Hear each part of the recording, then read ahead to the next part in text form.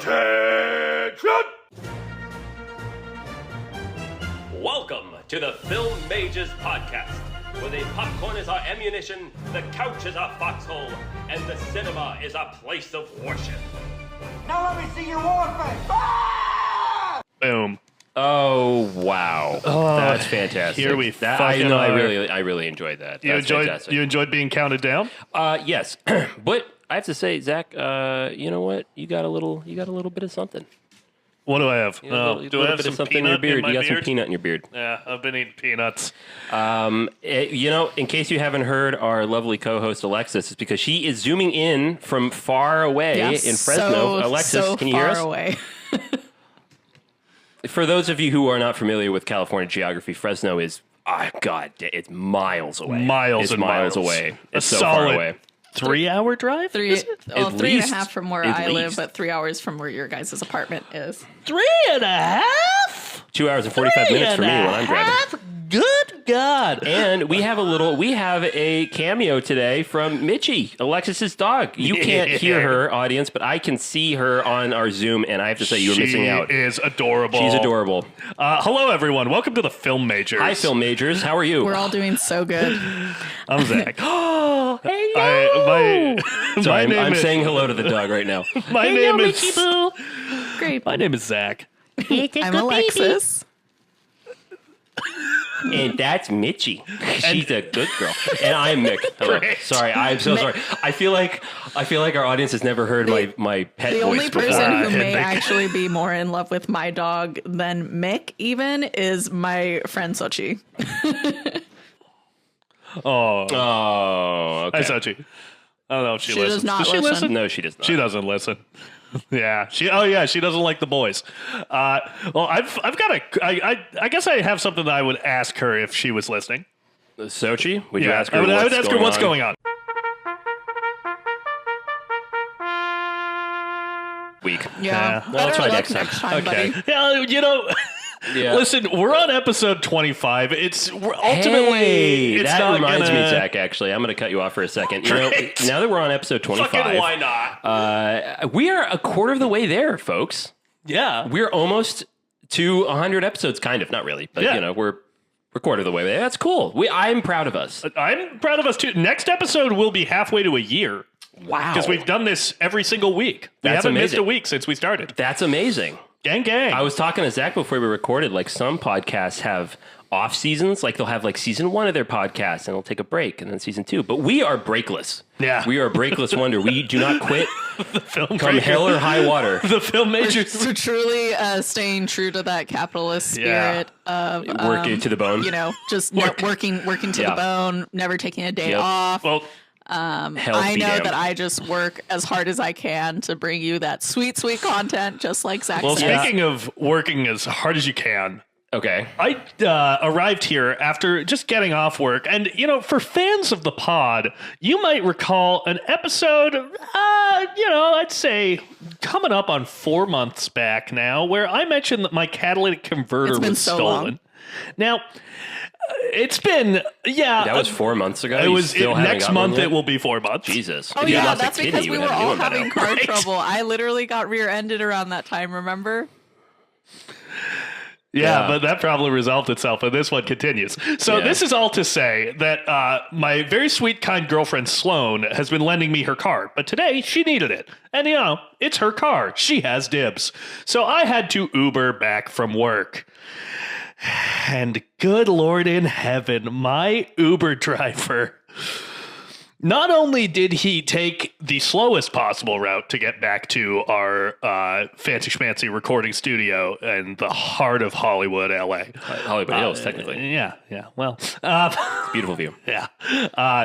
But he also, took the ride to talk to me, or really talk at me, about everything from how he believed his sleep paralysis as a child was really encounters with aliens, which honestly I love was the that. best part of the conversation. Wow. He Wait. noticed the number 323 on the back of a semi-truck and was like, that number keeps coming up for me.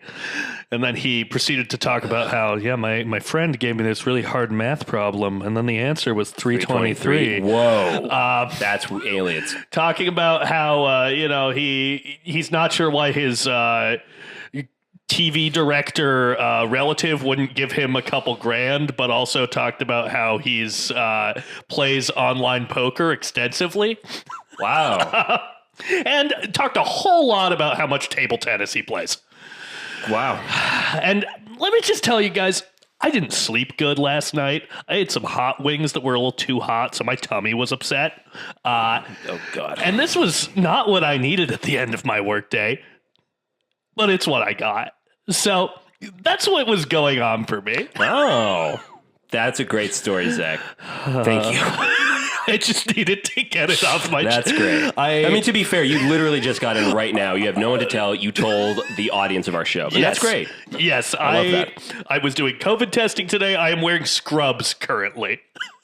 Oh, I thought you were I thought you've been background extra lately in a hospital show and you keep showing up in scrubs. I would be getting paid way worse than I am right now. Oh, okay. Making that Mr. Moneybags over here. Not really, but we're working on it.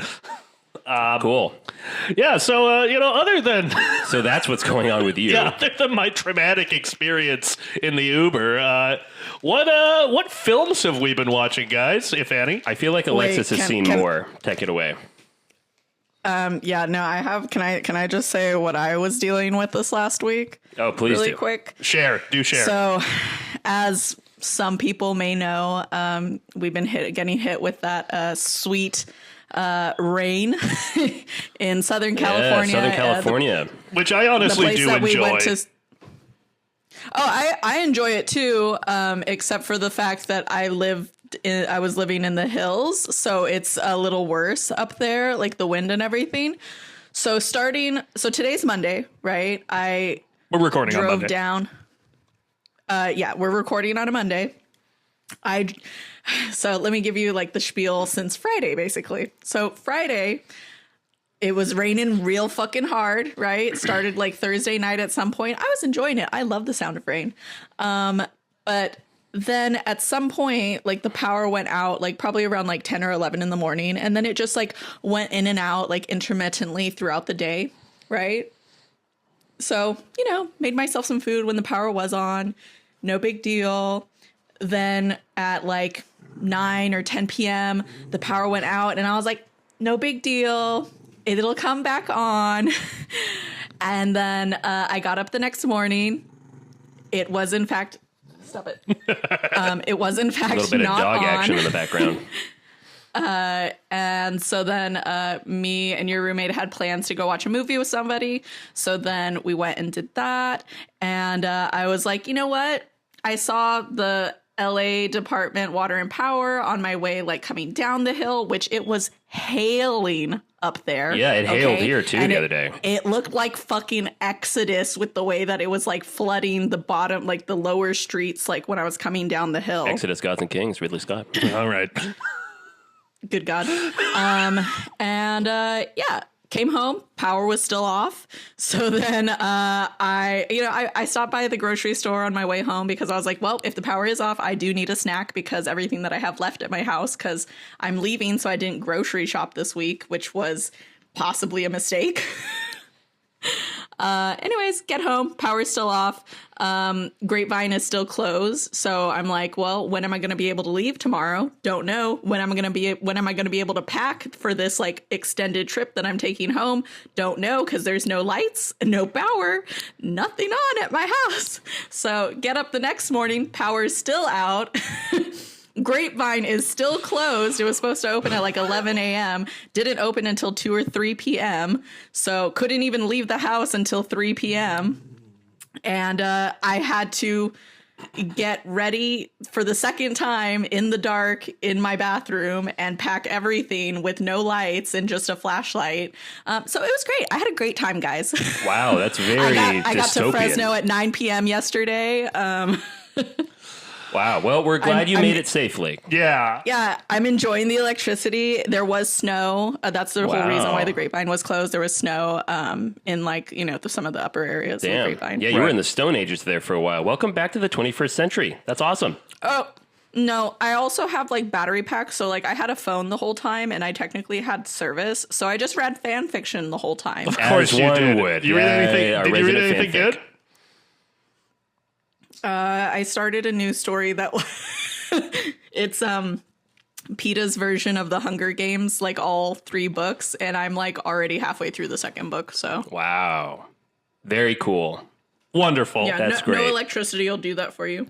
Okay, cool. Well, have any of us seen any new movies that we'd like to talk about, or old movies? I actually have seen one new movie. Okay. A 2023 Netflix release Oh. called Your Place or Mine. Nice.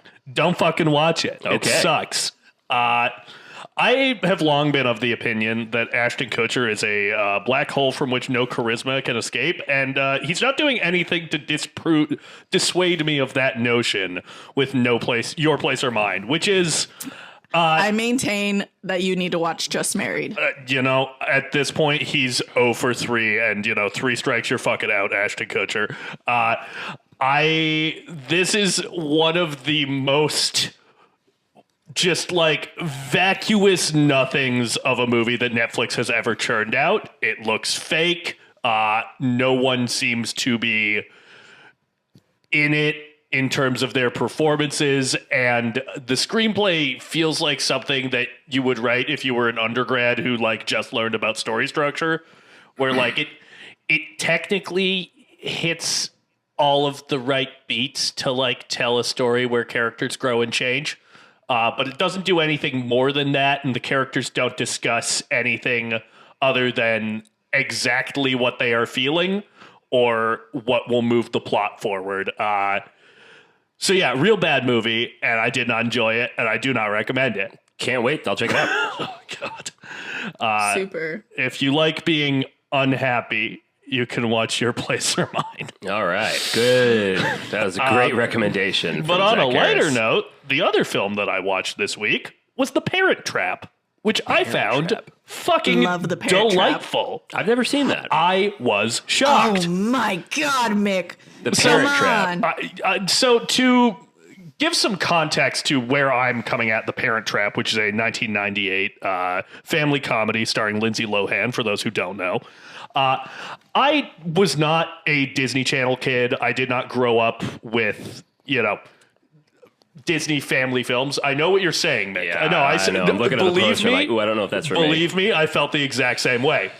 I You was guys fucking suck. I was expecting something around the level of quality of like, I don't know, I hate to say it, but maybe like Twitches or Hocus Pocus, which I do not like. This was like funded by Disney, but it wasn't just a Disney movie. This is a remake of a different Movie from the 60s. Yeah, also called The Yeah. Parent Trap. And it really, in its best moments, it feels like a Neil Simon farce.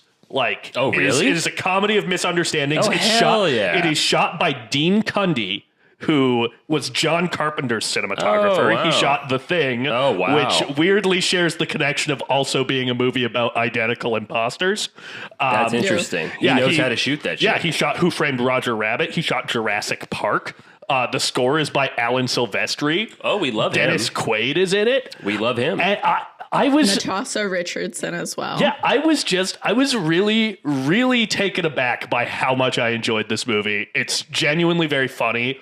Lindsay Lohan really, this is her first screen role, I believe. Wow. Because the credits say, and introducing Lindsay Lohan, really sells the fact that she's playing two different people. Like, I genuinely really liked, on a rewatch, dare I say, maybe even loved The Parent Trap. I thought it was wonderful. I'll have to, as soon as you said Neil Simon-esque, you got me hooked. Yeah. He's one of my favorite comedy writers. So yeah, I'll definitely check that out. I'm adding it to my watch list right now. Yeah. Cool.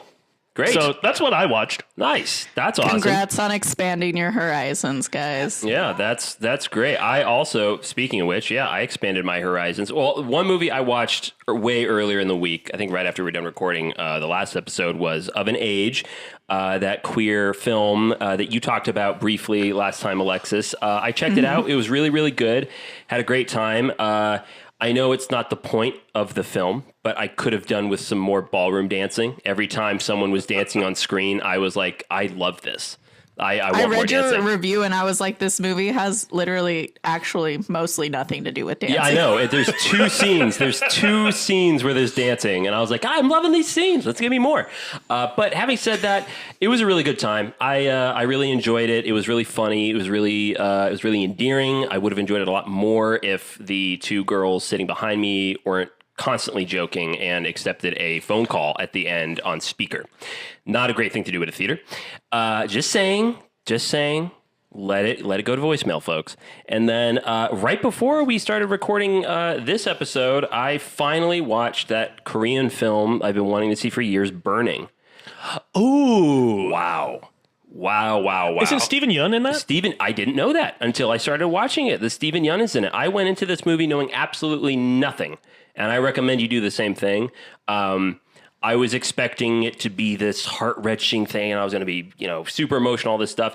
I did not get that. It is a very dark mystery. It's great. I really recommend it. It's beautiful. The acting is fantastic, and it's one of those movies that really makes you question what the hell is real, Like, what is what I'm being presented as a viewer actually what's going on, and hey, what's going on? I really recommend it. I've been wanting to watch that for a very long time. So I recommend you check out Burning, folks. It's on Amazon Prime right now. Wonderful.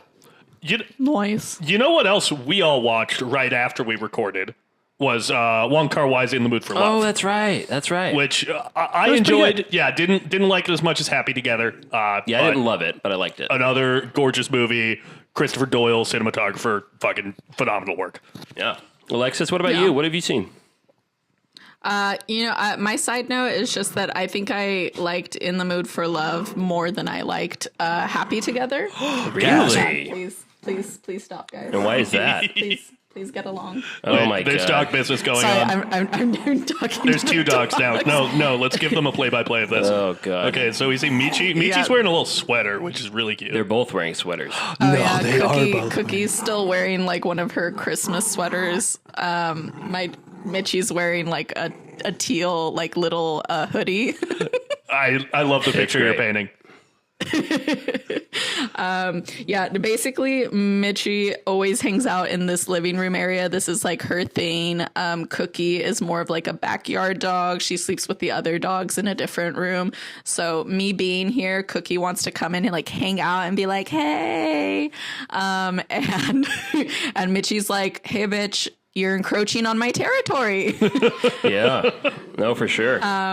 Yeah. But yeah, no, I liked In the Mood for Love more than I liked Happy Together. I think I just like visually there were some elements that I found more appealing. I was actually kind of bored in the beginning of like Happy Together while it was still like the black and white. Okay. So, yeah, but the one other movie, because like at this point, I don't even know, like I think we recorded on Monday. I think I had Tuesday, Wednesday, and Thursday to be by myself. And I don't know that I really even watched anything. Mm-hmm. And then I didn't have power for 3 days. So, wow. But I watched a Thai movie called Bad Genius with your roommate and one of our new friend. And it was really good. What's it called? It's a movie from like 2017. And it's basically like... What's it called again? Bad Genius. Bad Genius. I don't know if you've ever like seen the movie from like the early 2000s with fucking Chris Evans. It's called The Perfect Score.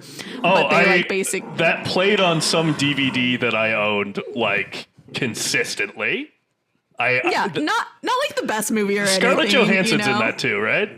ScarJo is in that, yes.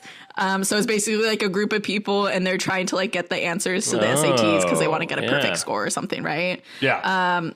But so Bad Genius is about like this scholarship student who starts at this like kind of prestigious school, and a lot of the other kids are like rich, and she actually devises this way for like them to kind of like cheat off of her, and she gets paid for it.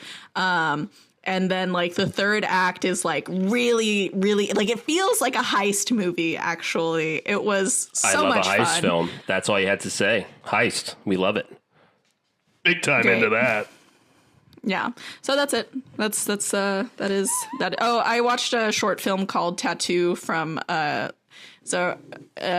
I think. And it's about an Iranian woman who's applying to, it's like a 15-minute movie, and she's applying to get her driver's license, to renew it.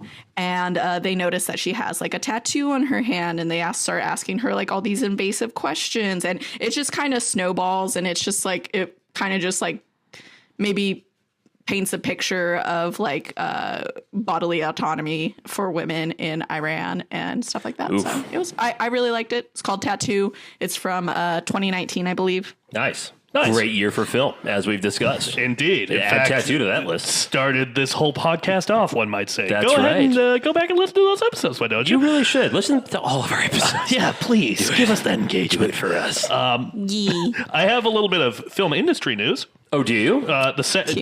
Since we're recording on Monday, the SAG Awards happened last night. Oh. They did. Yes, and I think the thing that I want to shout out is because Everything Everywhere All at Once won, I believe, Best Ensemble.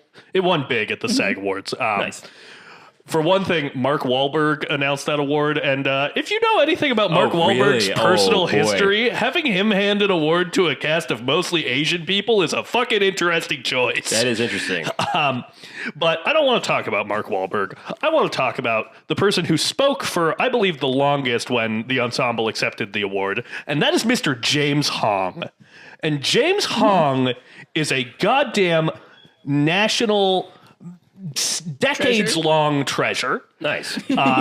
He's been in so many movies. My personal favorite performance of his, he plays the dad in Everything Everywhere All at Once, and he's 94. My personal favorite performance of his is in Big Trouble in Little China, where he plays the villain, and he is fucking incredible in that movie. He's so funny. Yeah. He's great. I think most people of like our age probably know him as the voice of Poe's dad in Kung Fu Panda. I was introduced to him from the Chinese restaurant episode of Seinfeld. That's another thing that he's just been doing great work for 70 years. Isn't he in Norbit? Maybe. I've never seen Norbit. I should know this because I was obsessed with that film in middle school, and I cannot confirm nor deny that. That's too bad. Yeah, but he in his speech, he mentioned that his first movie was with Clark Gable. Oh, my God. Damn. That's crazy. Holy shit. Yeah, so that was just a little bit of film news. For those of you who don't know who Clark mention. Gable is, he starred in Gone with the Wind. Yeah. Anyways, just had to throw that out there. Yeah, it was a Best Picture winner in the 1930s. Yeah, that's crazy. Well, good for him. I have not watched anything from the SAG Awards. Probably won't, but still, that's great to hear. Did they do well? Did people do well? People got awards? Yeah, people won awards. That's great. Good for them. Yeah. That's awesome. Yeah. Okay, that's great. Honestly, usually we're rattling off a lot of movies that we've seen. I consciously have taken a break from films. I've gotten kind of tired of them just a little bit, which is weird for the host of the Film Majors to say. I got tired of it, so I decided to catch up on reading and some TV that I've been sleeping on. And I finally started True Detective. I'm at episode 2, and I finally checked out The Sopranos, and I'm now at episode 2. You're caught up with me. I'm caught up with you. I'm now in my mid-20s, which means that I have to start getting into... In your mid or late 20s, you have to start watching The Sopranos. I've reached that point. I've been thinking about it for a while. You started doing it. I caught a couple of scenes. I'm like, God, that looks really good. And I have to say, I'm going to go on record and saying this. I'm, like I said, episode 2 of True Detective and episode 2 of The Sopranos. I am way more interested in going back to The Sopranos. Wow. True Detective is not hooking me.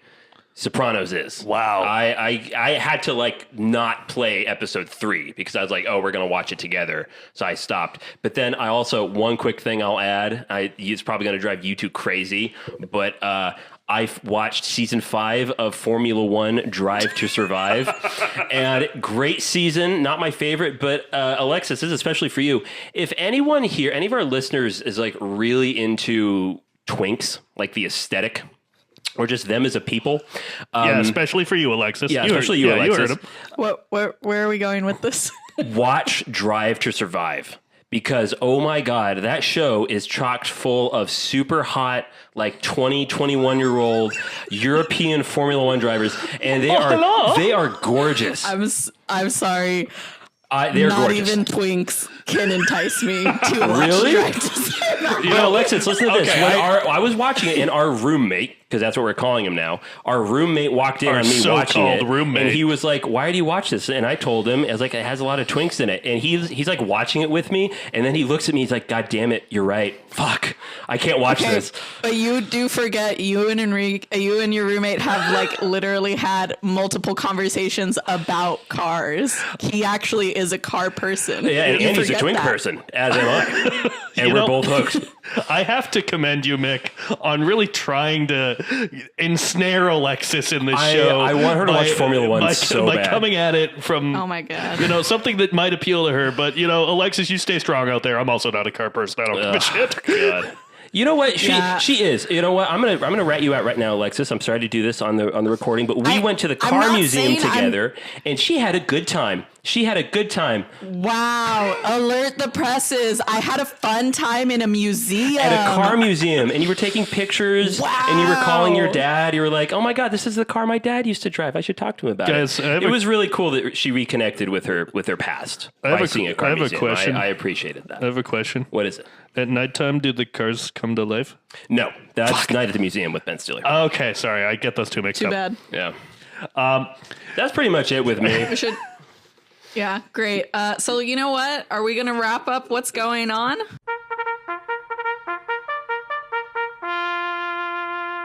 Hey. And we're back. And we're back, folks. Hey, we That was a missed nice you. little short little break. So, we're starting a new themed month.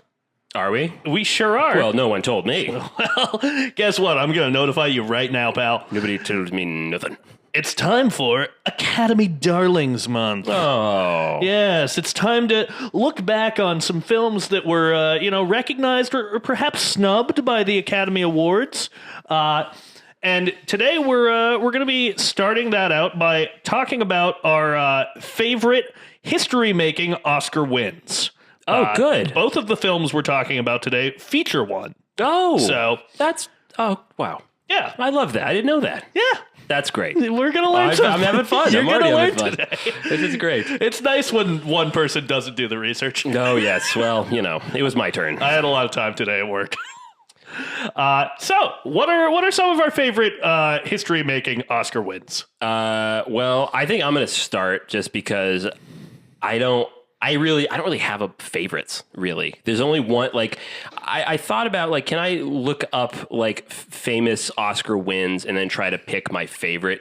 No, I'm not going to do that because I already have a favorite, and that's Parasite from 2019. It was a great moment. It was a great moment. I mean, it's one of those things where sometimes if I'm in the mood for a good cry, I'll go onto YouTube. This is true.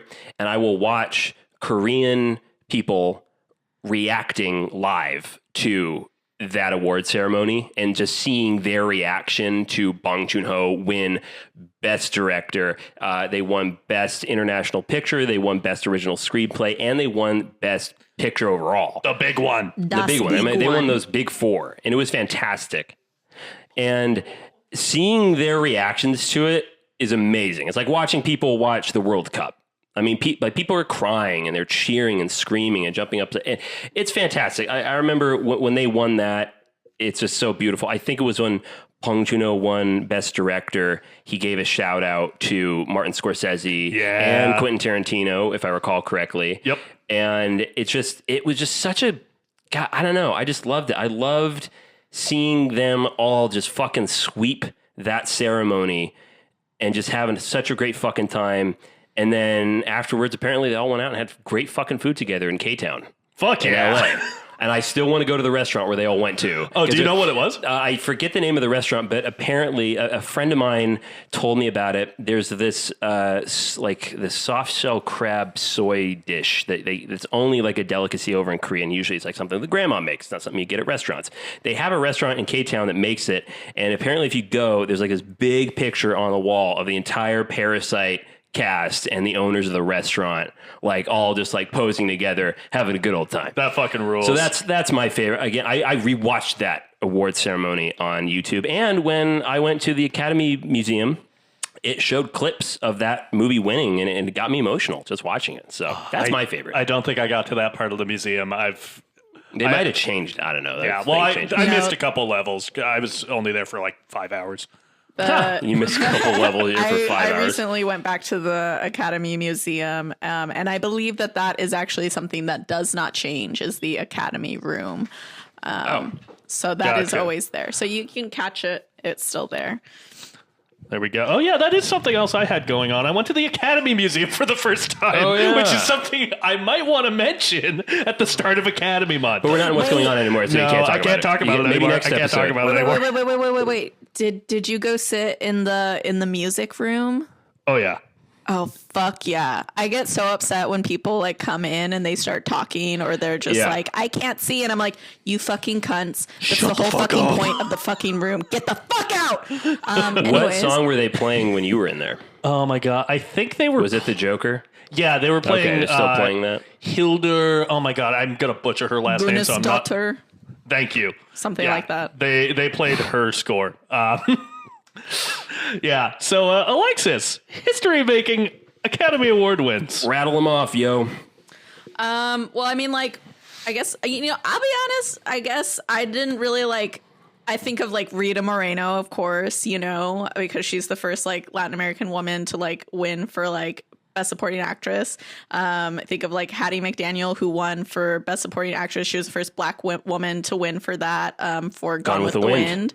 I love that because she says like something like, "Oh, I'd rather play a maid than be a maid." And I think she's just like kind of saying that like, she's just like she's very happy to be here and like to have the opportunity. She's a very good actress. So I mean, like, obviously wish she had more opportunity than just to play a fucking maid. Alexis, have you seen Gone with the Wind? Yes, I have. What I do saw you it in think? the 8th grade, actually. Have you seen it, Am Zack? I the one person here who hasn't seen it? You should watch it. It's incredible. It's an epic. I yeah, mean, it is absolutely incredible. Yeah, I've just, the subject And the matter music of, is so good, poor white people at the end of the Civil War. They're not poor. They're the rich white people from the South. But they're losing. challenging. They're losing their way of life. Oh no. Oh yeah. I know. I get it. It's a product of its time, and it's a classic. I will watch it. It's just that's probably why I've avoided it. It's on the shelf, buddy. I'll watch just so that I can see Vivian Leigh do this.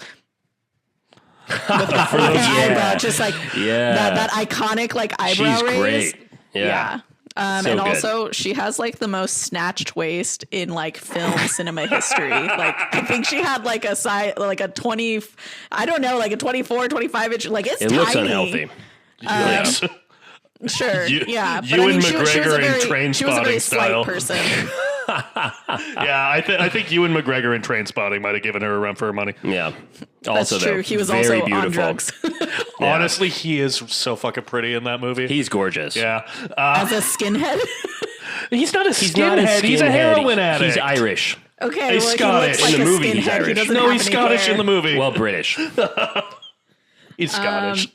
Yeah, I think it was it 12 Years Slave that won 1 year, and I think wasn't that the first year that a black director ever won? The director didn't win. It was the first Best Picture winner directed by a black director. Okay, Steve that one, McQueen. And then my other one was Midnight Cowboy. Only X-rated movie to ever win Best Picture. Oh, really? Yeah, that's cool as fuck. That's very cool. And I mean, like, it's literally like, I mean, obviously we wouldn't bat an eye at it today, but I mean, for the time, it's like a male prostitute is trying to hustle in New York, and there's all this kind of like subversive kind of like stuff pointing to the fact that like maybe he might be gay or something like that. It might be a little queer. So, yeah, I think that's that. Aiko Inashura, what's her name? Fuck, let me look it up really quick. Are you talking about the costume designer? Yes, the costume designer for Dracula. Yeah. Bram Aiko Stoker's Ishioka. Dracula. Yeah, so costume designer for that, and then Go back and listen to our Dracula episode, why don't you? It's a good Please one. do. Eminem won for "Lose Yourself" in like 2001, and it's like the only rap song at that point that had ever won for best original song. And That's hilarious. let me tell you, in my house, me and my sister Natalie, we fucked hard with 8 Mile. Hi, my name is Eminem. Your girl, she want an M&M, so I give her an M&M. Sorry, Oh, God. his name was B Rabbit. Oh, man. Oh, God. Wow. That was beautiful. Yeah. What about you, Zach? Oh, what about me? Yeah. Jordan Peele, man. Come on. What did he win for? He won, he's the first original African-American screenplay. to win Best Original Screenplay. Oh, super Yeah. cool. I mean, anytime a horror movie gets recognized Oh, alone, absolutely. I'm over the moon because it doesn't happen very often. Yeah.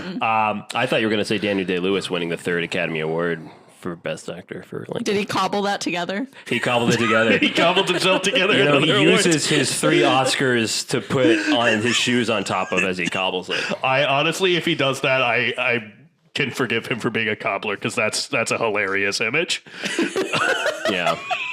Wait. I had one other thing. Fucking Return of the King. Oh, yeah, sweeping the Oscars. Yeah. Yeah. And tied it's a for the genre most movie. Oscar. Yeah.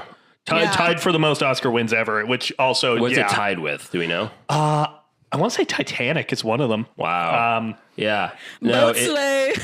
yeah, seriously, boat sleigh, absolutely. I want to shout out a few things. One is The Apartment, which is has the I love that distinction movie. of the first person to win Oscars for Best Director, Best Screenplay, and Best Picture for I've one never film. seen that. It's a It's so great good. film. Jack You gotta Lemmon, see Shirley it. MacLaine, directed by Billy Yeah. Wilder. It's really that's- fucking good. I think that's on my list, actually. I would like to shout out the first science fiction film to be nominated for Best Picture, which is A Clockwork Orange, which is a wonderful movie. It's still crazy to me. At the that bottom of Kubrick- my list. It's on my list, but at the bottom. And the I- list keeps growing longer. I Yeah, really I love that also movie. have never seen that. You should watch it. It's fantastic. I know, it's on my list. I mean, like, I'm not going to be like, oh, watch it to have a super fun day. But it is a pretty great movie. Yeah. And the first sequel to win Best Picture. I don't know. The Godfather Part 2. Oh, Godfather Part 2. Yeah. Hell yeah. That's a great picture. Oh my God. Actually, I don't know if this was probably still up when you went, but The Godfather was one of the attractions at the Academy Museum. That Yes, I so was about to cool. bring that up. Yeah, Yeah. I spent part of the reason I didn't get to the whole museum is I spent a long time in the Godfather room. Yeah. Yeah, that's Just awesome. soaking it in. Film history. Yeah. It's fantastic. I also love Moonlight winning Best Picture because it was robbing La La Land because everyone thought it was La La As- Land that won. Yeah. As it That was fucking incredible should. moment. I Yeah. know. I still have not seen La La Land. I probably a movie won't. about jazz with no black people in it. Listen, it's Great. about white people saving jazz. It's what we do. It's amazing. Thank you, Damien Chazelle. God, what a great moment that was. What, me saving jazz just now? No. Oh. Moonlight winning Best Picture. Just the audience reaction to that is great. Yeah, so a little bit of Zack Oscar watching trivia. I've only actually watched the Oscars recently in 2017 when that happened. Oh, you talking about And Will Smith? And last year Yeah. when Will Smith slapped Chris Rock, which, side note, we can let him back to the Oscars. I think we're far enough out now that we can all admit that it was funny and he's allowed. I still think it's embarrassing. It's funny though. Yeah. It's weird. funny. I think he should be allowed back. I have no opinion on it. So yeah, well, I think that pretty much covers. So our, why are we talking about historic Oscar-winning things here? What, how does this relate to what we are watching? Bring well, it on Nick- home, Zachy boy. I'm so glad you asked. Yeah. We are discussing both of the cinematic versions of West Side Story, Ooh. 1961 and 2021. Which, for the record, was my idea to watch these. And as our listeners know, I don't like musicals. So I kind of treated this like exposure therapy. And I'm just going to leave it at that. And then after you're done reading the synopsis, we can go into how we felt. Yes. So I'm just going to read the synopsis of one of these because they're so the different. Same story. Love at first sight strikes when young Tony spots Maria at a high school dance in 1957 New York City. Their burgeoning romance helps to fuel the fire between the warring Jets and Sharks, two rival gangs vying for control of the streets. The 2021 version is the first film we are covering at length from Mr. Steven Spielberg. Lovely. And the 1961 version is directed by Jerome Robbins and Robert Weiss. Jerome Robbins directed the musical numbers. He was the director and choreographer of the original Broadway production, and Robert Weiss was a film director who came in and directed, as one might say, the talkie bits. Right. So I know you both are probably probably know a lot about the Alexis. You're humming while we're recording, bro. Well, it's okay. Sorry. We can cut that out. God damn. She's not in the room. This is going to be it. great audio later on. I'm sure you both know a lot more than I do about this. I really didn't do research on this because I want to learn from you guys. But so this started off as a stage production, right? And then got a adaptation for film? Yes. Okay. I did no research, so this is all up to Zacky Boy. Okay. Fuck. Okay. I mean, I did research, but I did it today and I was tired. So we'll see. This is going to be one of those episodes. We'll see how I do. You know what? Audience participation. Do some research for us. Yeah. Crack a book, you fucking I'm nerds. pretty sure, based on like where we started, nobody necessarily comes here because we're like the most researched fucking podcast. Yeah. You want a podcast that does research? Listen to all the other ones. Yeah, that's true. Yeah, so it was a stage production, as I said, directed by Jerome Robbins. It is an adaptation of Romeo and Juliet, and it had sort of a long and troubled road to the Broadway stage. Originally, it was a script about Italian Catholics and Jews fighting in New York. Oh, that would have been funny. I thought it was Irish Catholics and Jews. Even funnier. Okay, sure. Maybe I just have Italians on the brain. I've been watching The Sopranos. That's such a good show. It sort of changed and morphed throughout its production until it arrived at the version that came to the stage and the screen a few years later, which is about a gang of, I believe it's a combination of Irish whites and Polish whites and a gang of Puerto Ricans fighting for control of territory on the west side of New York, which comes to kind of the central problem with the original film. Good setup. Yeah, I had never seen either of these films before, and ever. Mick, how did you feel upon seeing the first film? The first film is hilarious. Again, I think it's funny. It's hard for me to take it seriously. I thought it's gorgeous, beautiful film, really, really well shot. But every time they start singing, I'm like, God damn it! Oh, so they're gonna sing through this part. Okay, let's do this. Let's get it over with. Yeah, and the brown face. There it is. The brown face is distracting, to put it mildly. But you know what? It's it's a fucking movie of its time. I get it. I can still appreciate it for what it is. The choreography, beautiful. I love the choreography. But no spoilers here, but I far preferred the remake for many reasons. Alexis, what's your relationship to West Side Story? I mean, I'm a theater kid. I think it just kind of came with the territory that at some point I would have watched West Side Story. And honestly, I fucking love Leonard Bernstein. I love his music. It's his so music's fucking gorgeous. Fantastic. Yeah. You thought I was joking when I said this, but I was like, did they ever release this soundtrack without any of the lyrics? Because I just love the score. The score is amazing. So here's a little... You don't like the score, Alexis? Why you put your fingers in your tongue? I'm just listening to you talk. Why? Because you're ragging on the singing, man. Why? Yeah, but I'm saying the score is good. Also... I'm agreeing with you. The score is good. I love the music. Sure, Just not but the I'm lyrics. talking about all of it together. So Oh, gross. So here's a little tidbit about Leonard Bernstein's involvement. Leonard Bernstein actually co-wrote a good chunk of the songs with Stephen Sondheim. Eventually, it was kind of decided that Sondheim did significantly more work on the lyrics to the point where Bernstein was like, okay, I don't need to be credited as a co-lyricist. But yeah, a lot of the lyrics were done in collaboration with Bernstein. But I do agree, the score is fucking incredible. Yeah. Where I don't agree is that the singing in the original film works less than the quote-unquote talkie bits, because to me, I find they stop acting. I find the acting in this film very strange and stilted, and it feels like a bunch of Broadway performers, which a lot of them were, playing to the cheap seats. I'm and glad- when they're unconstrained and get to sing, that's when the movie works the most for me. That's interesting. Obviously, we disagree, but I will agree that the talkie bits in the original aren't great, but I'll take what I can get.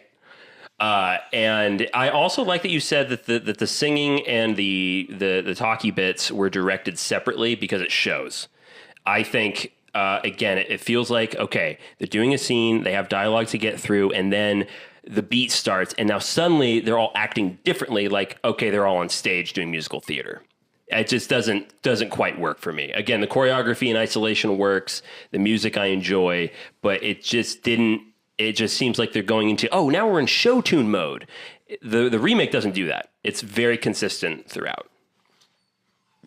Alexis, what are your feelings? Yeah. I mean, I in general, I think I watched West Side Story, the original one, so early that it just has a special place in my heart. I love the choreography. I don't know what I actually don't see, I guess, what you're saying of them playing to the cheap seats. But I do see that they are playing as if this is more of like a stage itself.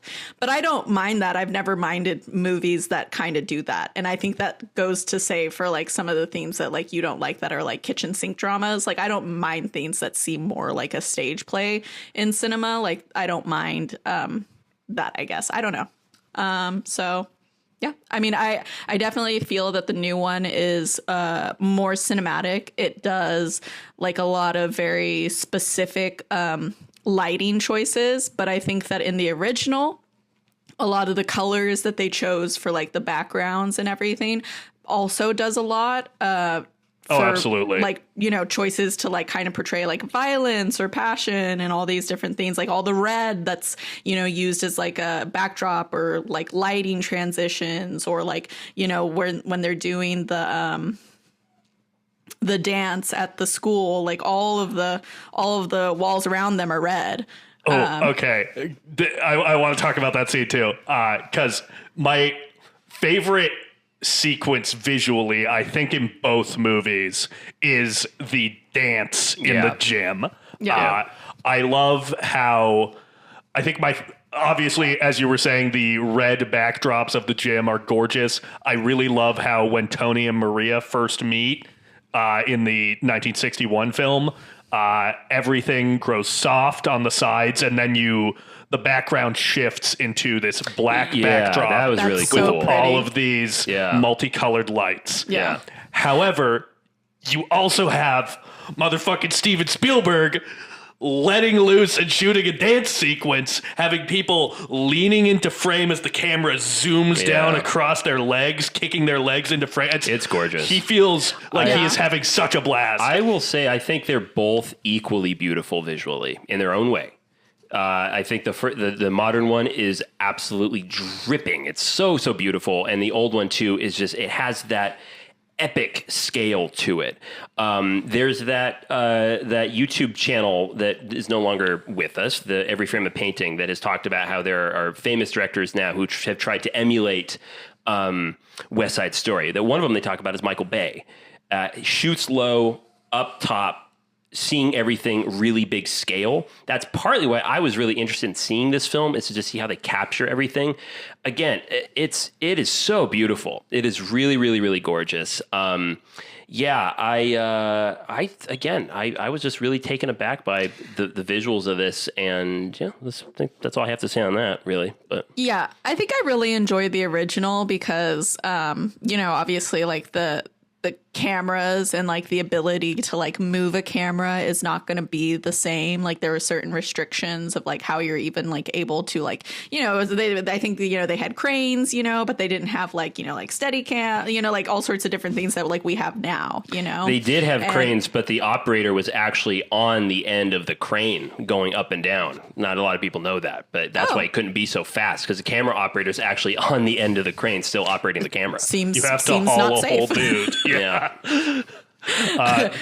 But yeah, no, I think I enjoy because I was, noticing I didn't get to finish the older one because I was like, well, if I'm going to have time to watch one of them, I'll watch the newer one because I haven't seen that one. But it's very interesting that like, despite the fact that obviously like you're able to have so much more camera movement in the new one, like I'm not bored by any means by the kind of limited locations that they do. I actually kind of like that because I'm like, oh, now all I'm doing is focusing specifically on the choreography, and I love the choreography. So for me, that works. I really enjoyed the color palettes in the new one. But I mean, like for me, it's just like they're just different, like I guess with all the restrictions of the old one, I'm able to just kind of like sit and just enjoy the dancing itself, which I don't know. I guess that maybe that is distracting, you kind of said, like, Zach, for them to just like feel like they're just in a stage play, like where they're just like kind of going from talking bits to going back into like the actual dancing and music production part of it. I think it's an issue with the performances during the talking bits. I don't find them particularly believable broadly. I think the acting's just different. Again, like in the new one, when the main thing I notice in the remake is when the singing starts, they continue to act and give a performance. Like they're very much acting out the emotion that they're singing. Which I think is what good musical theater does. Oh, absolutely. I agree. But in the original, you go from talkie to now suddenly their acting style just changes completely. Now they're in their show tune mode. And that's kind of what took me out of it a little bit. But one more thing I'll add really quickly that I really like about the first one is the set design very much feels, and I mentioned this to you, Zach, feels like a theatrical production. I like how it very much feels like it's shot on a soundstage. Sometimes I really like the aesthetic, especially if you're, trying to do musical theater on film. I love it when it feels like you're in a black box, where it feels like you are looking up at a stage, just the way it's lit. It's theater lighting. It's almost like if the camera were to move too far this way, you'd see these giant red curtains. I really like how they captured that, but it's so different in the modern one, which we'll go into, because, they actually, it looks like they shoot on location. They have the benefit of green screen, all that stuff. But yeah, I think what's really nice, as someone who had never seen either of them, was they both... One doesn't replace the other. They both stand alone on their own merit. And I like that. In other words, they did a really good job of paying respects to the original with the remake. So you can still go back to it and get your own stuff from it.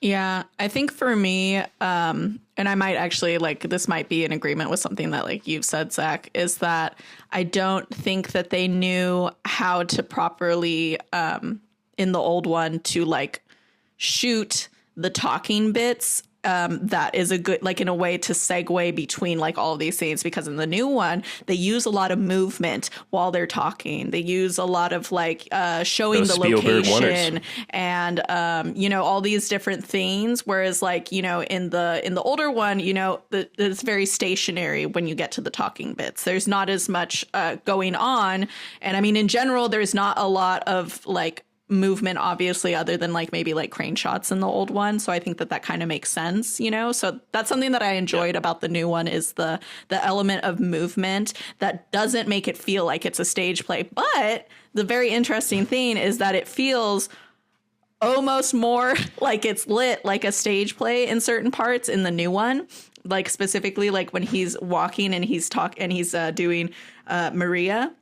Yeah. And he goes to the basketball court, and then there's just the little lights, and it literally looks like there's stagehands lighting from the windows. So it's, they're both so beautiful. Yeah, it's the stadium lighting of the basketball court going on, but it's absolutely meant to evoke stage. Like it makes like such a pronounced sound too. Yeah. Like. Yeah, they turn on very specifically. Yeah. Spielberg is very much drawing attention to that and making you think about how this is, a big Broadway musical. I do prefer the old version's dance scene where they do the section of the mambo. I don't know. It feels sexier in the old version. Oh, I disagree. Interesting. I disagree. Is that the high school dance? Yes. Okay. Yeah, it's like the dance fight. I really enjoy the choreography that they have like through like before and like after that, but like the section where they start the mambo, I like Rita Moreno and like their kind of like movement, I guess, much better in the choreography. It's a very similar choreography, but it looks sexier. Yeah, and they made a point to not reuse Jerome Robbins' choreography, which has kind of been the standard in productions of West Side Story. Yeah, there are moments where they kind of quote it. The noticeable one for me is when Tony and Maria first meet and they're kind of walking around each other and lifting their arms and snapping. Yeah. That's in the original as well, but broadly they really don't reuse the choreography, but it still kind of evokes the same feeling. Yeah. I'm glad you brought up Rita Moreno because I'm realizing that I didn't talk about why these two movies made history. Obviously, you brought up that Rita Moreno was the first Latin American woman to win Best Supporting Actress. Ariana DeBose was the first openly queer woman of color to win Best Supporting Actress, also for playing Anita, which... Now, that's awesome. I didn't know that. Is where I'd like to pivot into a bit of film trivia. Sweet. What do Anita, Vito Corleone, and the Joker all have in common? Vito Corleone? You said? Yeah. The character or Marlon Brando? No, the character. The character Vito Corleone, and what else? The Joker. Anita and the Joker. It beats me. I didn't nothing. Those are the only 3 roles where 2 actors have won Oscars for playing the same character. 2. Okay. Yeah. Because, Marlon Brando and Robert De Niro both won for Vito Corleone. Heath Ledger and Joaquin Phoenix both won for playing the Joker, which is hysterical to me. Rita Moreno and Ariana DeBose both won for playing Anita. That's great. Cool. That's super cool. That's so Anita. That's an award-winning role right there. Yeah. So if we get a third West Side Story, best of luck whoever plays that. All eyes on you, buddy. Buddy boy, as they say. I would like to pivot a little bit into a few changes that are made in the 2021 movie that I really enjoy and I think deepen the text. Yeah, there's one in particular I really like. Because the thing that Spielberg kind of puts a finer point on is that this isn't just a territorial conflict. This is a racial conflict, and it's a racial conflict exacerbated by, class conditions and how these poor white kids are, conditioned to hate Puerto Ricans who have basically the same material conditions as them. But it behooves the wealthier whites for these people who have a lot materially in common to fight amongst themselves. That's how it works. Yeah. That's how they do it. And a few changes that I really enjoy that they make are they really do make the Jets an antagonistic white supremacist gang and the Sharks a group that's defending their neighborhood. And the character that I really think throws that into relief is Chino, who's the guy who kills Tony at the end. Spoilers, whatever.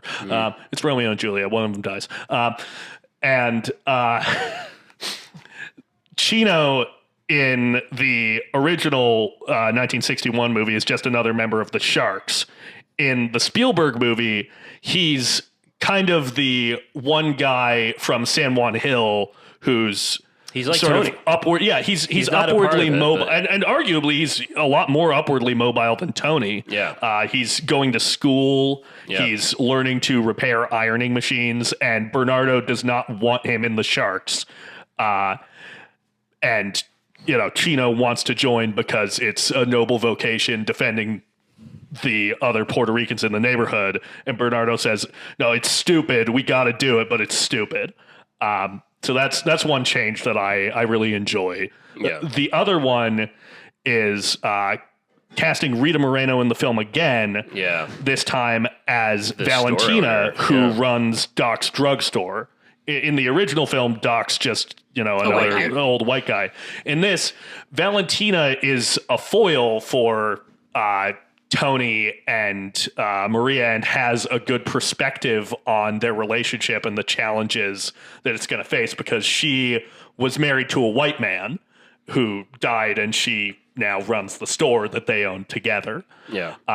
And I think that change to that character really adds a lot. Plus, she gets another song, which is great. It was really that was really, really cool to see her come back and get her own number, and how it must have been so cool for her to revisit this material as a totally new 'cause character. Originally, that's a number between Tony and Maria. Yeah. Maria, right? Yeah.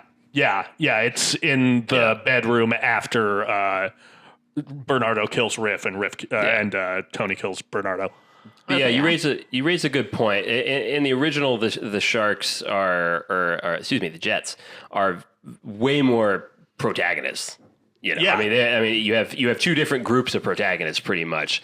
Not even then. I mean, actually, the Sharks are they're antagonists. Yeah, in the original. kind of. I mean, they're shown in the number before the Rumble. The Sharks are shown as, I believe, the only guys who visibly have weapons that they're bringing. So yeah, that was a great change to the new one. Another change that they made that I liked was kind of restructuring some of the songs. Like they had the song "Stay Cool," just cool. The "Stay Cool," and they had that before the big brawl. In the remake, in the original, it's after the big event takes place. It's the Jets trying to cool off after one of their And own that just died. doesn't work as well. It should be like, oh, we want to commit violence, and our hero Tony's coming in and is like, stay cool before this all something happens that no one can ever repair. It's just more power. It's a more powerful song. It kind of is a bit more of a throwaway in the original. So I like how they kind of moved that around in the story structure. I didn't finish the movie, so I can't really tell you okay. if I agree or disagree. So I don't remember how exactly the last third of the original West Side Story goes. So For sure. It's not drastically different. That's kind of the one big change. Bringing up Rita Moreno, revisiting her part, one thing that she mentioned in an interview that I thought was interesting was she's talked openly about being a survivor of sexual violence. And there's a scene in the original where, in both movies, where the Jets try to assault Anita. And she talked about how in the 61 movie, she was basically, having a panic attack after that. And now being on set in the scene where she is now the character who breaks that up. She stepped on set and there was an intimacy coordinator, and she was like, that is not something that I was aware was a thing. And, talked about what a positive change that is. So That's cool. There's a lot of fucked up stuff in Hollywood, but that's They're one making place headway where a we've little bit here and there. kind of made some strides. Yeah, but that's cool. I like that story. That's nice. Yeah. One thing that I think they did not do as well in the remake is the Jets are way gayer in the original. And I really liked that. I really liked that. I told Zack, watching the original West Side Story to me is one of my favorite not gay texts. I'm going to put it right up there with Top Gun, where I'm like, God, they all just want to be together, and I fucking love that. Oh god! And they did not. It wasn't quite as gay in the remake. I would have liked the Jets to have been a little gayer. That's just me. Also, I thought that Tony in the original should have been played by Elvis Presley. I think that would have been great. I think that would have been a great part for him. They did offer the part to him. Did they? Yeah. Oh wow! Really? Fuck. Go back and listen to our Elvis episode. Oh man! LOL. Yes. I Colonel Tom Parker. I don't know. I really like the Tony in the original. I think his voice is really beautiful. He does have a great voice. He has a great voice, Yeah. but man, I would have loved to have seen Elvis in that part. And then I said, when watching the remake, I was like, God, they should have got Austin Butler doing his Elvis to play Tony in the original. Or excuse me, the remake, not that Ansel Elgort guy. It's not even. Yeah, a real Ansel name. Elgort. I'm a little underwhelmed by his facial expressions. I don't know if that is just like him, because I did really like him in Baby Driver. So I don't know. That makes one of us. I don't know that maybe his tone. I don't know. I feel like his Tony had. I actually really don't like the fact that like they gave Tony this like backstory of like why he wanted out of the Jets. I really like that. No, I was like, I feel like it's cooler that he just decided he didn't want to fucking like do that anymore. I don't know. I kind of like, I like the original, just like him being like, I just want to like have a job and you know? Yeah.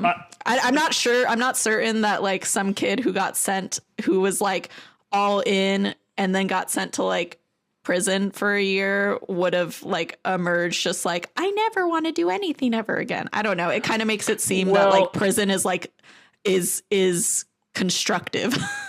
Well, no, because he ends up stabbing someone. Yeah, I don't know. For me, So I think that tracks. I think it plays better with the overarching theme of like the difficulties of escaping cycles of violence. Yeah, because Tony fucks up big time. Yeah, like He really does. Tony still has that, you know, anger and rage inside of him, and I agree that I'm not in love with Ansel Elgort's performance, to say nothing about some of the things that he has been accused Just of. his performance. Just his performance. Yeah, I agree that I feel like he's not super expressive, aside from in one moment at the end where he makes two insane He faces goes after full he on Nick finds Cage. out. But Nick Cage would have sold it. Oh, God, it's ridiculous. I can't believe they left that in the movie. Yeah, it's that. I guess that was the best take. Yeah, but like Tony, we're talking about when Tony finds out that Maria was quote unquote killed in the basement. Ansel Elgort makes some weird ass acting choices. He like leans up against the wall. He's like, he kind of like looks off to the side with his hands up, like he's doing a tableau. You look like fucking Nosferatu right now. So does he. I know. That's what. It's fucking crazy. But just I think that Tony's a better character on the page in this movie. But I agree that I think Ansel Elgort is kind of the weak link in a very strong cast. Yeah. Rachel Zegler, who plays Maria, she was a fucking high school student. She was a high school student? She was 18 had in this movie. Beautiful voice. She was clearly very well trained. I have no I know exactly why they had Natalie Wood in the original movie. Which side note, my little sister Natalie is named for Natalie Wood. So Oh, really? Yeah. That's great. Wait, quick question. Sink or swim? Has anyone here seen this Property is Condemned with Robert Redford and Natalie Wood? No. Great, really good picture. For those listening, please check that out. Really good picture. Wait, Yeah, I think the only one that I've seen of hers is Rebel Without a Cause. I still haven't. Can I bring up why she's in this movie? No. Oh, sure. As long as I can talk about why she had somebody to dub her voiceover. Okay. What? Did you not know that? No, I know nothing about these Oh movies. my really. God, it's so glaringly obvious to me. Really? Real Oh, quick, wow. real I quick. kind of want to rewatch it. Real quick. The reason that she is in this movie is because Warren Beatty, who she was dating at the time, was one of the guys who was in consideration for Tony. And the clip that he sent them as sort of, an audition piece was from a movie that he was in with Natalie Wood. And when they saw that, they were like, that's our Maria. Yeah. Okay. Well, yeah, Great. she's not Latin American at all. So No, don't know what they were seeing there. That's our Maria Yeah. right there. That white woman. that white woman, her, we want That her. we need her. And Nobody and, else. and Flash. we're gonna leave her kind of exactly how she is, but we're going to put everybody else in brown face. None of that makes sense. It's a crazy choice. Yeah. I don't understand it. I'm like, are the white people gonna look whiter because you put darker makeup on the Puerto Ricans? Like, don't you realize that Puerto Ricans are also like half European? Yeah, like, I know. I made a joke where like some of the white actors, I mean, they're all white actors, but the white characters in the original look more Puerto Rican than some of the Puerto Rican quote unquote characters. I remember watching West Side Story for the first time and being like, I mean, Tony kind of looks Puerto Rican. I was like, Tony looks Puerto Rican. I was all, I don't know, like teach the boys some Spanish, introduce him to Papi, you know? It's really confusing. But yeah, Zach, say your piece, and then I'm going to go on about the dubbing. I said my piece. Please Take it away, Alexis. So, you guys Mick, you certainly don't know because you're not into musicals, but there's this woman, her name is Marnie Nixon. She was uncredited in multiple movies for dubbing over actresses' singing voices, and she does a very good job. I mean, like, obviously you couldn't even tell that Natalie Woods I didn't notice, yeah. Yeah, but like me being like somebody who like, you know, I was in choir for a really long time. I did like vocal stuff in like college, like I know about Marnie Nixon. I love her. She also dubbed over Audrey Hepburn's singing voice for My Fair Lady. I think it's much more like apparent in My Fair Lady that like the voice, the singing is dubbed over. I think it flows a little bit better in West Side Story. But yeah, Marnie Nixon, incredibly talented. I believe she actually did like solo work with Leonard Bernstein at like Carnegie Hall or something like that. So that's great. Yeah. What's her name again? Marnie what? Marnie Nixon. You know what, Alexis? Thank you for shouting her out on this show because I would never have known that otherwise. She's really uncredited. Cool. She's not in No the shit. credits.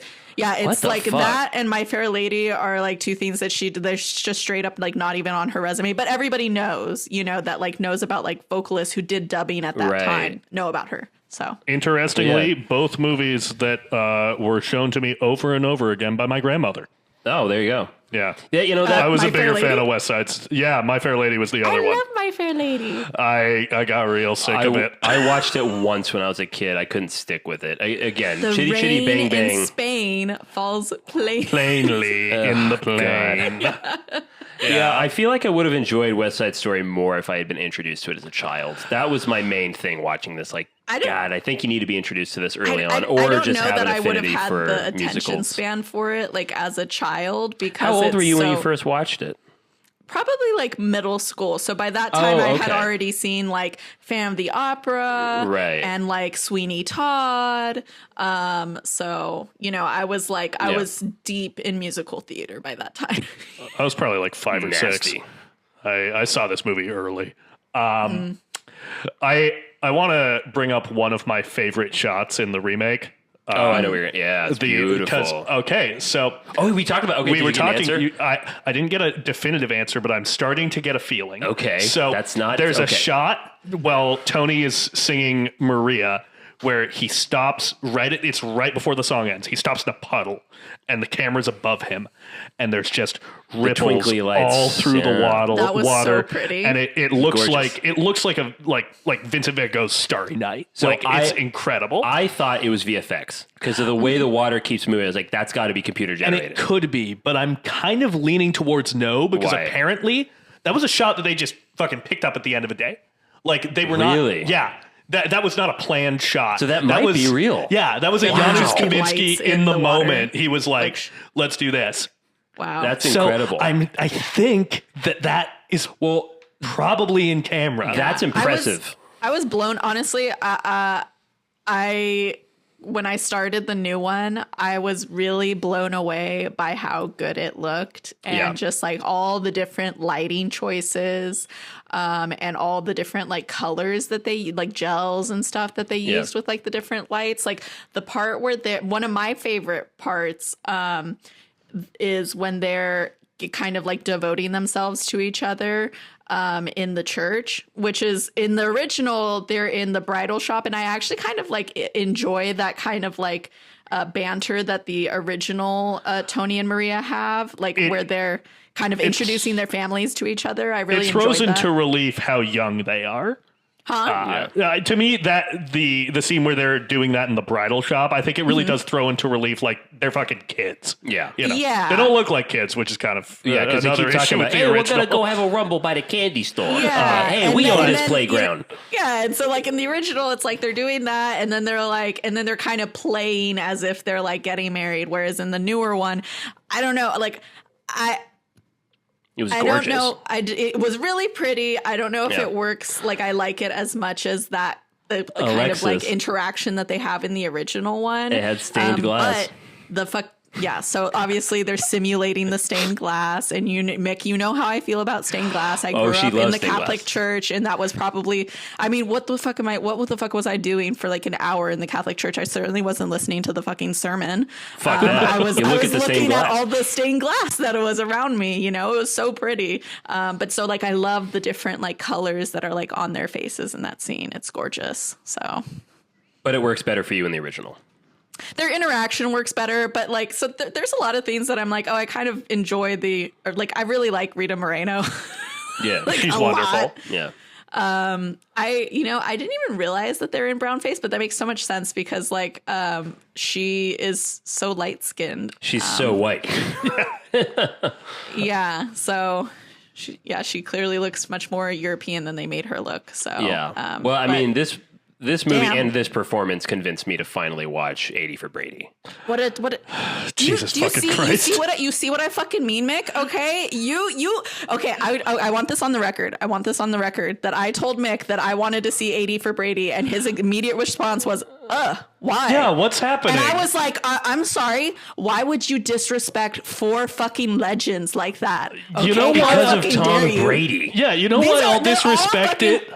Except You know for what? one of them, they're all EGOT fucking women. Like they have like they've swept every award you could possibly have. You know why I will disrespect this is because I don't want to watch some goddamn weird fetish propaganda movie that Tom Brady is producing for himself, Yeah. where a bunch of senior citizens want to fuck him. Yeah. I don't want to see that. I don't want to Okay. see him. I fucking hate Tom Brady. I will. I'll take the fucking Tom Brady because I want the higher ups to know that I will fucking pay to watch 80-year-old women just fucking pal around for a whole fucking movie. I want more women that age to be able to still make movies. I'm absolutely with you on that, actually. I'm just afraid Oh, that now they're you're going to with look at They're going to look at... No, I am, because... He started this by saying I want to see 80 for Brady. I don't know if you remember that. I'm gonna. but- I'll stay as the holdout on this. I don't care. Here's the thing. I'll take the I'm smoke. afraid that Alexis, you're gonna go see this, and you're gonna see it, and other people are gonna go see 80 for Brady, and the studio heads are gonna be like, yes, they want more 80-year-old women. No, they're not gonna say that. They're gonna go, yes, they want more Tom Brady.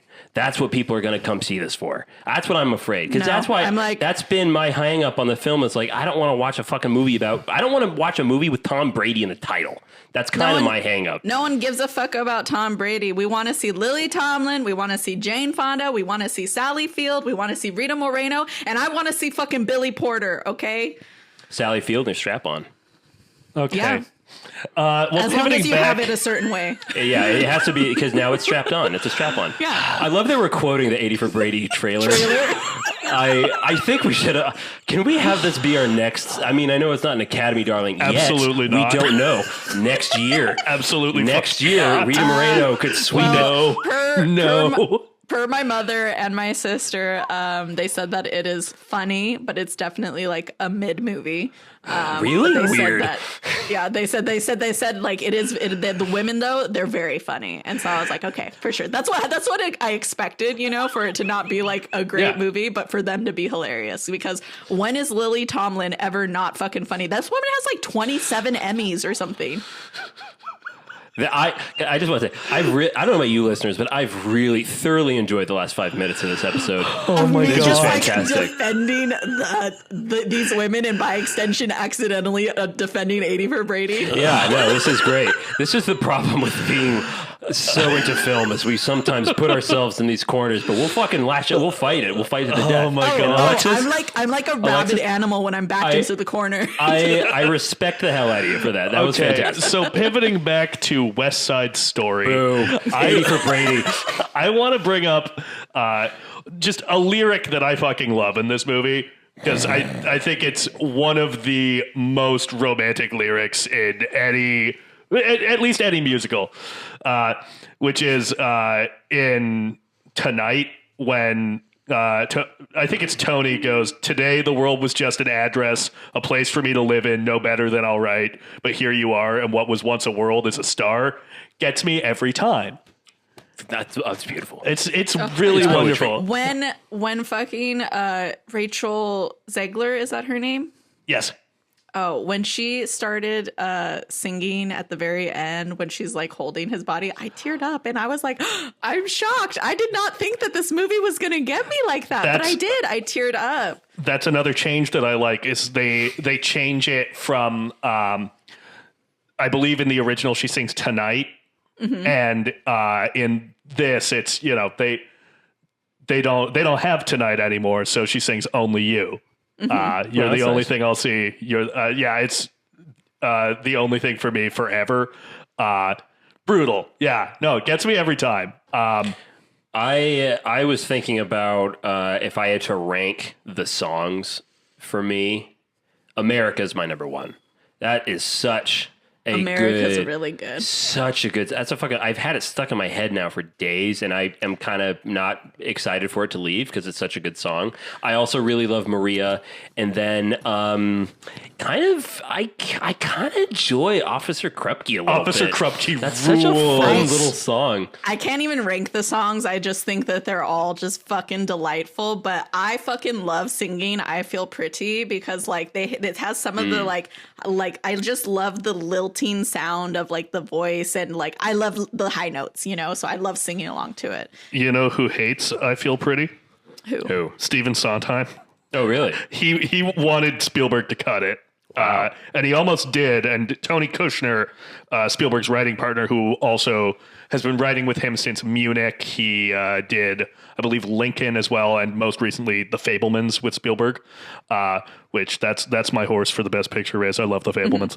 Okay. But Tony Kushner was like, this is the one moment in the movie where the audience is ahead of Maria.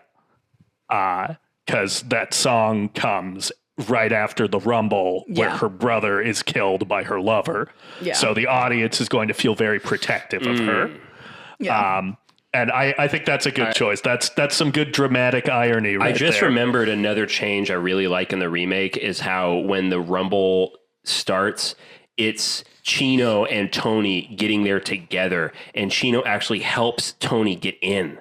Actually raises the garage door. That is some poetic irony right there. That's beautifully done. That was a great change. Yeah, so I just wanted to throw that in there real quick. I really love Chino in the 2021 movie. He was really sweet. He was very one-dimensional in the original, so I'm really glad that they gave him like a backstory and everything. Yeah, Josh Andreas Rivera is the actor's name.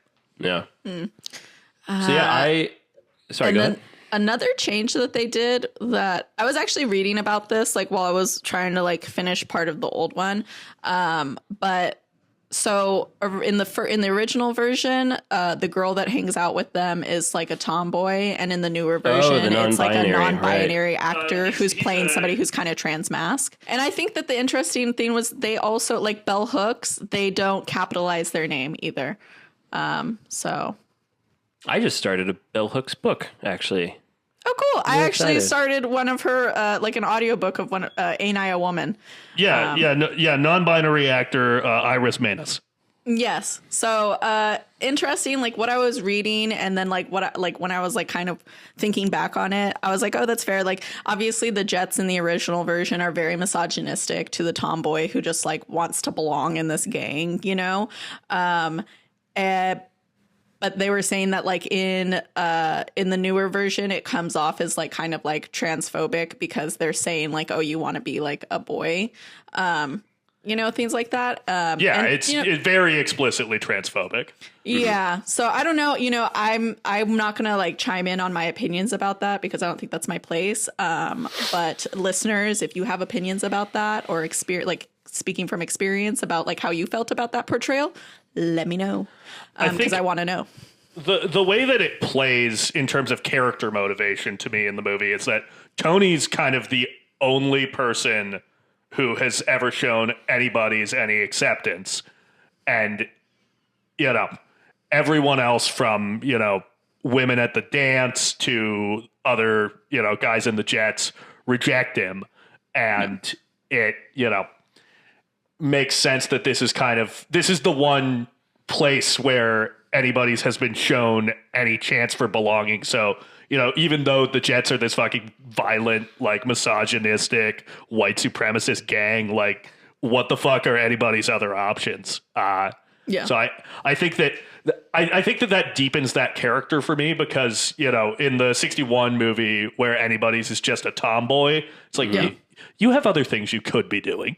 And anybody seems like he has fewer options in the 21 movie to me.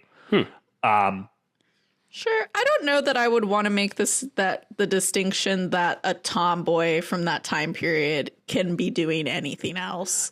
No, but the stakes are higher, I would say. I think that that's hard to argue that. Yeah, no, definitely. Oh, also, one other change that I like is that I believe the 61 movie is set in the year that, you know, the movie came out. Yeah. And the original and the new one is set in 57. And the neighborhood is being destroyed for slum clearance to build the Lincoln Center. That was one of my favorite details. Which is, you know, a poetic performing arts building in New York where the premiere for West Side Story 2021 happened. That's so cool. Yeah, I love that they were tearing down these neighborhoods to build this center for musical theater, which is what this is pretty much. I just love that. That was just really beautiful. Please correct me if I'm wrong, though. Somewhere I was reading that actually the Lincoln Park neighborhood or Lincoln Heights? What was it? It's like performance. I think it's a Lincoln Center, performing arts. No. The neighborhood was called something though. Lincoln Hill. So the Puerto Rican neighborhood is called San Juan Hill. Oh, okay. I think I was reading somewhere that like the neighborhood it's based off of was a primarily like black neighborhood or something though. Well, that kind of comes into the movie because they talk about clearing the Egyptian kings out of there who are a black gang. Yeah. Oh, okay. That makes sense then. That's who Tony almost killed in his fight before he went to prison. It's a kid who was in the Egyptian kings. Oof. Yeah. So, okay, is there anything else? I don't know. I love Corey Stoll's delivery of the last of the can't do it Caucasians. Yeah, that's one of my favorite lines. Really good. Tony Kushner's such a fucking good writer. I love the original Officer Krupke, like that scene in the original movie. I really like. I think it's like visually like very fun, like in the new one. But I really love the original. I feel like the irony of like what they're saying makes much more sense to me in like that one. Right. Yeah. And how originally Sondheim wanted it to be Officer Krupke, fuck you, not Krupp you, right? Yeah, he did. I love that. Which is the premise for a very funny episode of Curb Your Enthusiasm. Yeah, I have seen that episode of Curb Your Enthusiasm where he's like, "Oh my God, you're an actual Officer Krupke." That episode now is so much better to me, having actually seen the episode is called Officer Krupke. That's so great. But God. yeah, as someone who does not really, I don't gravitate towards musicals. The original one for me, I still kind of struggled with them flip flopping, but it really worked a lot more for me for the remake. I really enjoyed it. But yeah, no, I had a good time. That makes one of us, because as soon as I get off of this call, I'm literally throwing my Spotify on my headphones and I'm going to be listening to this fucking musical soundtrack for probably on repeat until I go to bed. So great soundtrack. Yeah, fabulous. I just want to say that the original, it's a groundbreaking film. I think there's a lot to love in it. I think that it's like largely it is a film that I like quite a bit. Obviously, there's issues with the brown face. Yeah. And I mean, very questionable to have Natalie Wood in it, but goddamn, doesn't she look pretty? She made a splash. And then for the new one, I just want to say not enough people saw it. And if it was any filmmaker other than Spielberg, this would be like the best movie you ever fucking made. Yeah, Spielberg is just one of many great fucking movies Yeah, I think it's I like hope he gets the Oscar. I it's love that almost guy. kind of sad that like it's like, oh, Spielberg, because then everybody's like, of course he did this movie and of course it's so good and you know he has all this experience and blah blah blah. But yeah, it was so pretty. Yeah, I was shocked. I did not see this in theaters. Obviously, I was never going to because it's a musical. But I had a feeling that like, am I going to regret not having seen this in theaters? And sure enough, about halfway through, I was like, "Fuck, I should have seen this in theaters." So great! Just I think for it was the colors and the sound. It's gorgeous. Yeah. When I heard Tarantino say that for 2022, his two favorite theatrical experiences was Top Gun Maverick and West Side Story, I was like, "Fuck, I missed out." Damn it. And I can see why. It's just so I can only imagine seeing this with surround sound in a giant room. I saw it in the theater. That Lucky it has you. to be a man, and it especially has to be Tarantino, you fucking film bro, for you to be like, I should have seen a musical in theaters. Cry, cry, cry. Hey, baby steps for my boy. Yeah. Give me Yeah. credit, please. Jesus. Sure. You Give the Alexis, white film bro I know, credit. you give me shit for not seeing musicals, and then you berate me anytime I talk about how I feel about them or maybe don't want to see them. You're really doing the Lord's work. I had to sit through like watching you be visibly like almost grossed out by fucking Phantom of the Opera. Like watch you on the couch just like Yeah, I didn't handle that well. Don't worry. you I'll show. don't handle anything well when you don't like it. You're always true. making Hey, comments. Hey, nobody worry. I'm going to get all of us together. We're all going to watch Cats and we're going to have a great time. Oh, God. So have we, do you guys have anything you're feeling strongly about talking about for next week? Oh, that's right. We haven't discussed this yet, have we? Because if you guys don't, I want to pitch something that none of us have seen. Okay. Okay. Just do it. This will be my pick. And Okay. we're going to go for it. Just to pitch it. I want to talk about All About Eve. It's the 1951 Best Picture winner. It came out in 1950. It stars Bette Davis, Ann Baxter, and Marilyn Monroe. Okay. Hell yeah. It's directed by Joseph L. Mankiewicz, who was the Mankiewicz, brother of the guy who wrote Citizen Kane. Yeah. Oh wow. Yeah, so you can find it. You've got to rent it, but you can rent it on YouTube, Amazon Prime Video, Apple TV, Google Play Movies. It's $4. You know, I feel like you're good for it. If you're listening to this, you're probably good for $4, right? Come on, guys. Sure. Yeah. And if you want to find us on social media, you can find us on Twitter, Instagram, and TikTok at Film Majors Pod. And if you want to let us know what some of your favorite Oscar-nominated films are, what you're rooting for this year, you can go ahead and shoot us an email at filmmajorspod@gmail.com. Yeah. And if you have any burning questions, please ask us. We love getting asked things from our fans. It's always great. Yeah, go ahead. You know, give us a rating on Spotify. Give us 5 stars. And yeah. Very nice. I like. Very nice. I like. Very good. All right. All right, folks. This has been fun. Don't forget, pay your taxes and drive home safe, buddy.